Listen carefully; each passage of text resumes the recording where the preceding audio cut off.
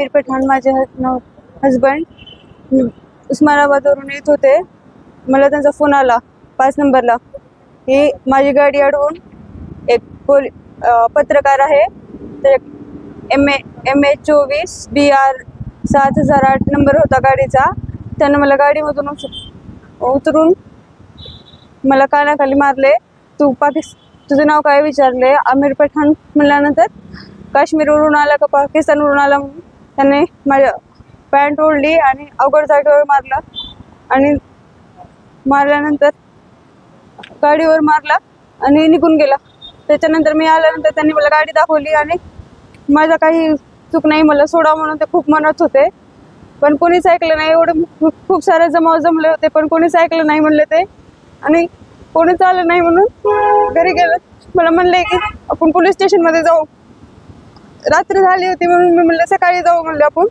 ना ते रात्रपर्यंत 12-1 पर्यंत झोपले नव्हते आणि त्यांची अवघड खूप दुखत होती. त्यांना लगवीला पण जाता येत नव्हतं.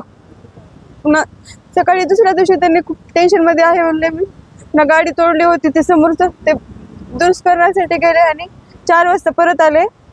4 वाजता परत आणल्यानंतर थोडं रिलॅक्स वाटलं म्हणले. पुन्हा अजून काय झालं की मला आम्हाला सगळ्यांना घरच्यांना म्हणले की तुम्ही गल्लीमध्ये वलीमा आहे तिथे जावा, मी येतो म्हणले. पुन्हा आम्ही सगळे गेलो 8 वाजता. त्याच्यानंतर ते आले नाही म्हणून आम्ही 9 वाजता परत आलो. आल्यानंतर त्याला रूम मध्ये फाशी घेतलेले होते. मारहाण करणारा व्यक्ती कोण आहे, काय कारण होतं मारहाण? त्याचं काय नाव माहित नव्हतं पण ते मला म्हणले की त्याला पाटील पाटील म्हणत होते. बाजूचे 1-2 सगळं पाटील पाटील म्हणत होते आणि जाड होता तो माणूस आणि तो ड्रिंक पण केलेला होता म्हणले. ते गाडीचा नंबर काय होता?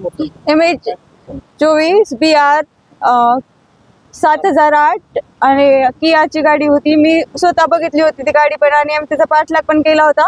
सरस्वती शाळेच्या पुढं ते सूर्योदय कॉलनीमध्ये ती गाडी गेली. गुन्हा दाखल केलाय. माझी एकच मागणी आहे त्याला लवकरात लवकर अटक करा आणि त्याला काय ती कारवाईनुसार शिक्षा द्यावी लवकर. घटनास्थळ कोणती आणि घटनेची वेळ कोणती? संविधान चौक.